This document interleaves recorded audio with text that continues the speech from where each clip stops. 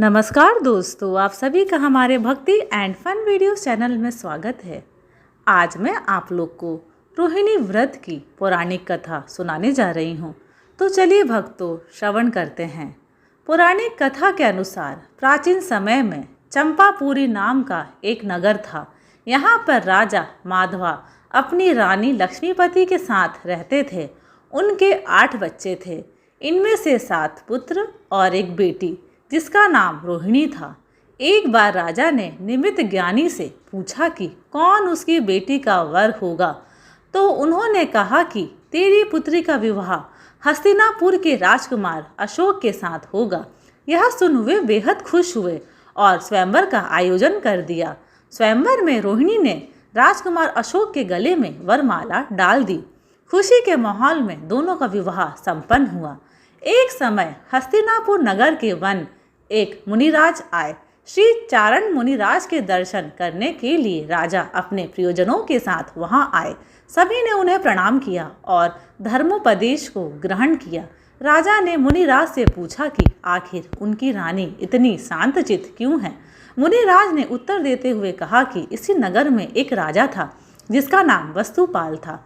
इसका एक मित्र था जिसका नाम धनमित्र था।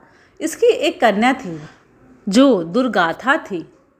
धनमित्र हमेशा परेशान रहता था कि उससे क्या होगा और उससे कौन विवाह करेगा। धनमित्र ने अपनी पुत्री का विवाह अपने मित्र के पुत्र श्रीशेन के साथ धन का लालच देकर कर दिया, लेकिन उसकी दुर्गंध से परेशान होकर वह 1 महीने में ही उसे छोड़ दिया। इसी दौरान अमृतसेन मुनिराज नगर में विहार करते हुए आए। तब धनमित्र अपनी पुत्री दुर्गता के साथ उनकी वंदना करने गए। उन्होंने अपनी पुत्री के बारे में पूछा। तब उन्होंने कहा कि गिरनार पर्वत के पास एक नगर है जहां राजा भूपाल का राज्य है। उनकी रानी का नाम सिंधुमती है। एक दिन राजा अपनी रानी के साथ वन क्रीड़ा कर रहे थे। तब रास्ते में उन्होंने मुनिराज को देखा। तब राजा ने रानी से घर जाकर कहा कि वो मुनि के लिए भोजन की व्यवस्था करे। रानी ने राजा की आज्ञा तो मान ली, लेकिन उन्होंने क्रोधित होकर मुनिराज को कड़वी तुम्बी का आहार दिया। इससे मुनिराज को अत्यंत वेदना सहनी पड़ी और उन्होंने अपने प्राण त्याग दिए। जब इस बात का पता राजा को चला तो उन्होंने रानी को राज्य से निकाल दिया। उसके शरीर में कोढ़ हो गया और प्राण त्यागने के बाद वह नरक में गई। दुखों को झेलने के बाद वह पशु योनि में उत्पन्न हुई और फिर तेरे घर दुर्गथा कन्या के रूप में उत्पन्न हुई। क्या सुन धनमित्र ने पूछा कि क्या कोई ऐसा विधान या व्रत है जिसके जरिए इस पातक को दूर किया जा सके। तब मुनिराज ने कहा कि सम्यक दर्शन सहित रोहिणी व्रत पालन करो। जिस दिन हर मास रोहिणी नक्षत्र आए उस दिन चारों तरह के आहार का त्याग करें।